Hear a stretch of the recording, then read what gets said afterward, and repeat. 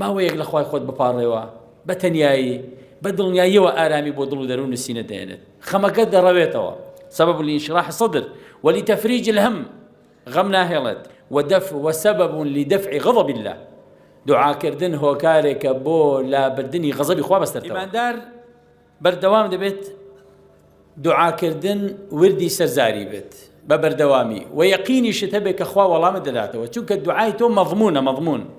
پاداشتی دوعاکانت و وەڵامی دوعاکانت لە حەدیسی پێغەمبەر صلی الله علیه و سلم ڕوونی کردوێتەوە کە زامنە خوا إلا بيكك لمس يشتوى الله مدلاتوا يان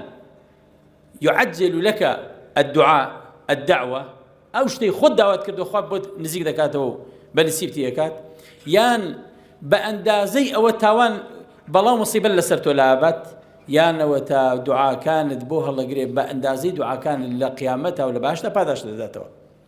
بو إذا الصحابة كان كاتك جوهان لم مجدخو شبو فرمويان أي بيغمبري خوا عليه الصلاة والسلام إذا نكثر من الدعاء